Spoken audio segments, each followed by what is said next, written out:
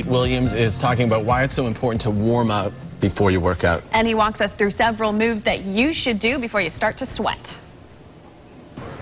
Today we're going to talk about getting a proper warm-up. Now, Ellen and I did a little bit of this in studio a while back, but now we're at Al Lopez Park. We have a little bit more room to move around.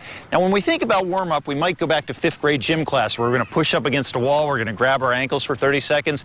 There's a place for static stretching. What we're going to do today is movement prep. We're going to get our bodies ready to have a great run, a great workout, a great sport. Whatever we want to do, we want to get our bodies activated and ready for that movement. The first move we're going to do is a leg cradle. What this is going to do, it's really going to activate that hip, which is so key to all movement, whether we're going out for a run, we're in the gym doing a workout, or if we're just going to go play soccer, baseball, any sport you can imagine.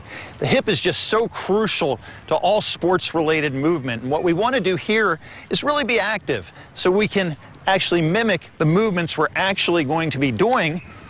And by doing so, we're going to decrease the possibility for injury and long-term deterioration. Next movement we're going to do is called backward lunge with a twist. As the name suggests, we're going to step backward into a lunge, and then we're going to twist. We're going to get a real good stretch of our lower lumbar spine, really also feel it in the hips, the glutes. And even though you don't think of going backwards a whole lot in your workout, or when you run, or when you're playing a sport, in reality you do. And that's why it's so crucial to really make sure you're stretched across these 3 planes of movement. This next movement is going to prepare you for all sorts of movement. When I wrote the book Core Performance with Mark Verstegen, he was telling me that he wanted to call this movement the forward lunged instep, because you're taking your forward arm into your instep and you're stretching forward.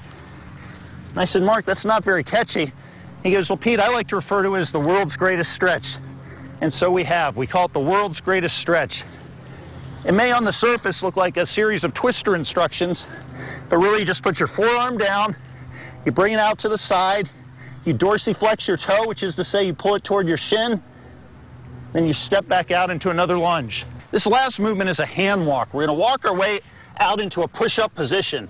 And then by using very tiny steps, walking almost from our ankles, we're going to walk up to our hands, or as close as you can get. And then you walk back up to that push-up position. This is really getting a good stretch of the hamstrings and also loosening up your hips as well. So those are a few great movement prep exercises you can do before your next workout, your next run, or before the next time you're playing a sport. What it's going to do, it's going to activate your body. It's going to prepare you better for that activity. Not only that, you'll be less likely to get injured and suffer long-term deterioration. At Al Lopez Park, I'm Pete Williams.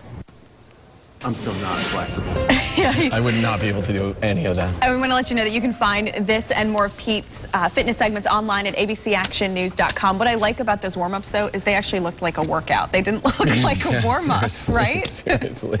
Okay, so ahead on ABC Action News, it was an emotional return to the